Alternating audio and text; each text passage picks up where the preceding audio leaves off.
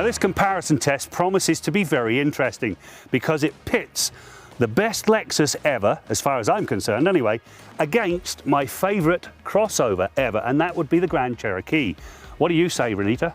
I think you're right. Behind us here, we've got the 2023 Lexus RX 500h, and over here we have a plug-in hybrid. It's the 2023 Grand Cherokee in the Trailhawk trim. You're asking yourself, why is this Jeep parked at such a funny angle and the suspension jacked up? Well, to be quite frank, that's about as far as off-road as we're going to go today. Even though this thing has got outstanding off-road ability, that's it. We're looking at this thing from an on-road perspective. That's right, Graham. We're going to find out which one of these SUVs is better for everyday life, which is more practical, and which one wins overall.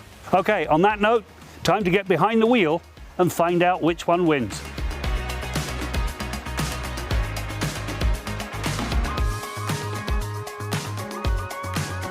You know, one of the things that really impressed me about these two vehicles right off the bat is they have to have the best two infotainment systems there are on the market.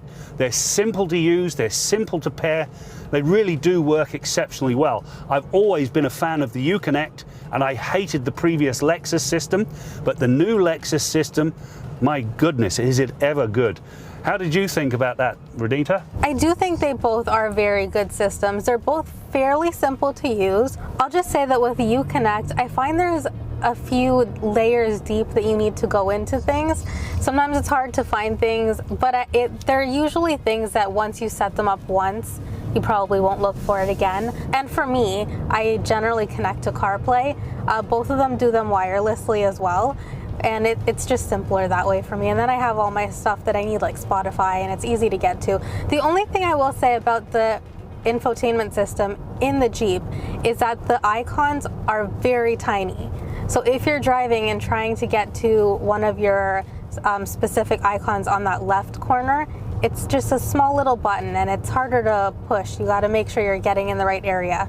Yes, I'm inclined to agree with you on that one. But since they've enlarged the screen, I found the whole thing that much easier to use. It's clean, it's clear, it's crisp, and I use it most of the time for Apple CarPlay.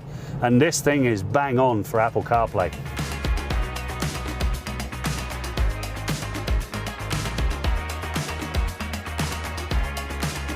All right, the drive. I love the Jeep. The off-road ability is absolutely awesome. I mean, you've got all of those different drive modes. You can disconnect the front sway bar. You've got a low-range transfer case. If you want to get to that out-of-the-way fishing hole and you want to get there in style, this is the vehicle to take. I really love the Trailhawk and all of its ability. And what surprised me is all of that off-road ability does not hamper its on-road ride. It's actually very comfortable. It's quite sporty feeling. I just enjoyed the drive immensely. I agree. I mean, I didn't go anywhere specific to get that off-road feel, but it is a Jeep. It'll be great with all of that. The Lexus, on the other hand, it has more of a premium feel. It's probably not made to take off-road, nor do I think you'd want to. You may ruin that copper crest paint job. But the Lexus is also smoother. The steering is a lot more loose in here, whereas in the Jeep, it's a lot tighter. It feels a bit heavier to drive. I agree. The 500h for me is part sports car and part family car. You put that thing in sport. If you're in normal mode, it putters around like any other crossover. You stick it in sport, and now, well, you've got a tiger by the tail. That thing really does get a move along, and it's very comfortable. And even when the adaptive suspension is set for the firmest, I still found the ride quite comfortable. And I love the Direct 4. While it's there primarily to look after the all-wheel drive system and shuttle the power back and forth between the various different modes, the other thing it does, and it does it very subtly, is to quell body motion. So it doesn't squat under acceleration, and it doesn't nosedive under hard acceleration. I really did love the drive. That was what impressed me about the 500h the most. It was quicker, it was more responsive than the Jeep. As you mentioned, Graham, the Lexus does have a sportier feel, but what they both are great for is being family oriented. They're both 5-seaters, they've got quite a bit of space in them. The Grand Cherokee has a little bit more practical room.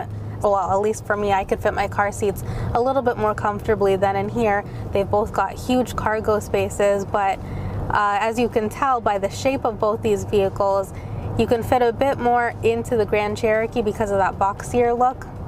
Yes, I totally agree. The fastback design of the Lexus does deprive you of quite a lot of practicality. I did find the back seat comfortable and roomy in both of them, and generally speaking, in terms of the overall quality, I was quite surprised that I think this Grand Cherokee is right up there with the Lexus in terms of its fit and finish and the quality. In years past, Chrysler were always punished because their fit and finish was an absolute joke, to be quite frank.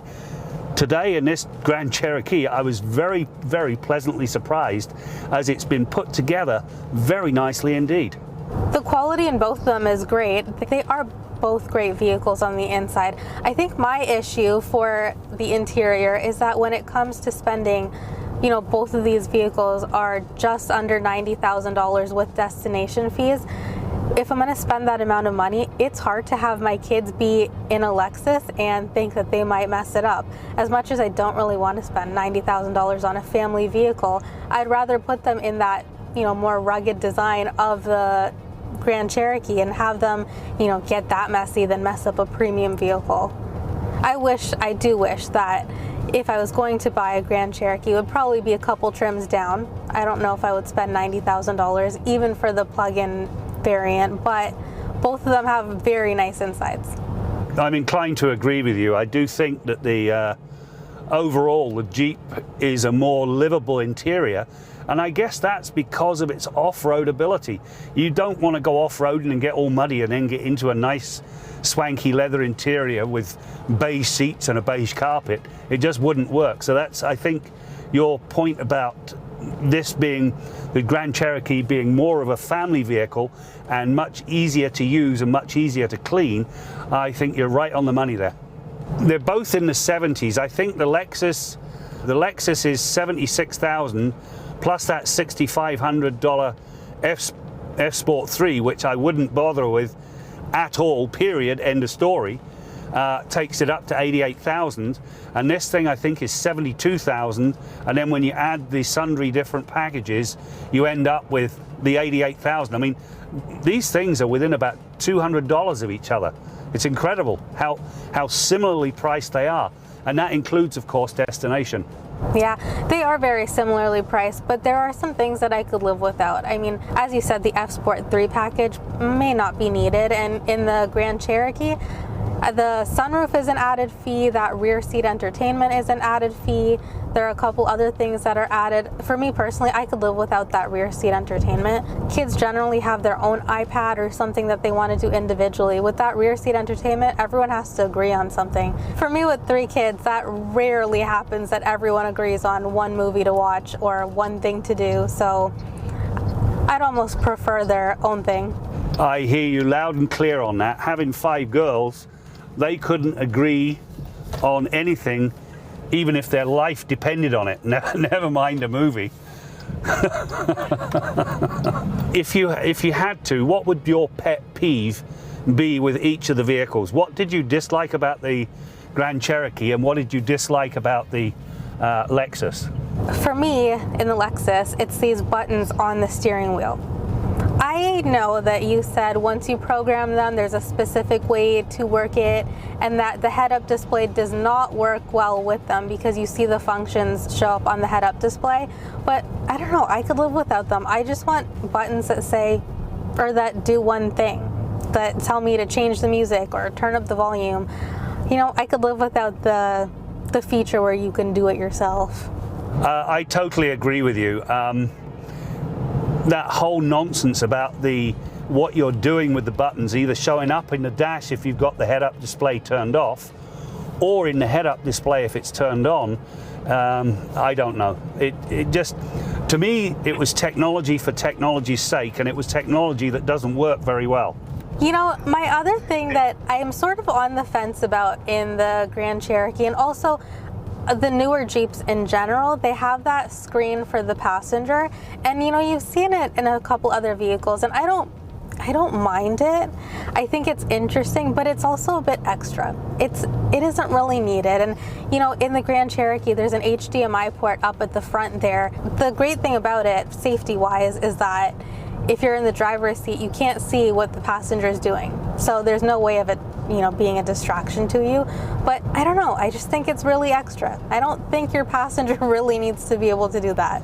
Yes, I agree. I also think, quite frankly, it's just another thing to go wrong. My pet peeve with this Grand Cherokee is the fact that just to move it 2 feet to get my lawnmower out of the garage, I either got to put the seatbelt on or release the parking brake. Why? Why? It's safety, Graham. Yeah, but I mean, for goodness sake, that's like wrapping children in cotton wool so they don't bump themselves. Oh, you didn't do that for your kids? You know, I mean, there's safety, and then there's this nonsense. My goodness. Honestly, that would be a deal breaker for me. I'd have to find the fuse and override that feature. Either that, or I'd have an extra seatbelt buckle that I could plug in so that it thinks that the seatbelt's on when it's not really. Now, when you've got to go to that length just to get rid of a pet peeve, that's a bit much for me.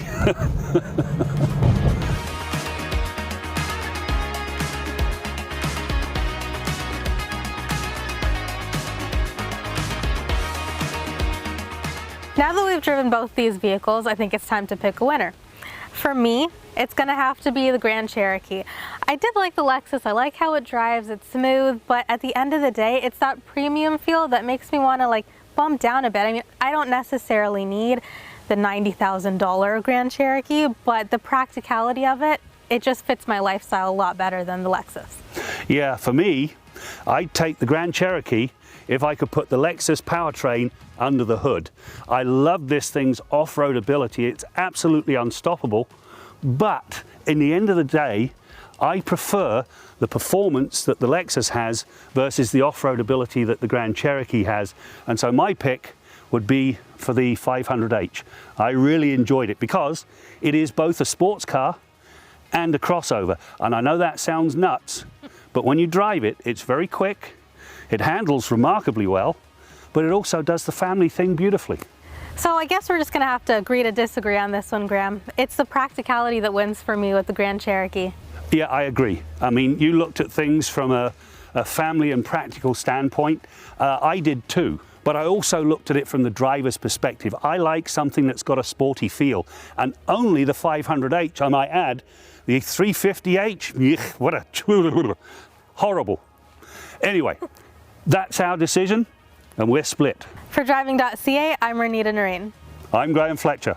For more SUV news and reviews, follow us on Twitter and Instagram, or check us out on Driving.ca. And let us know in the comments which two cars you'd like to see in another comparison.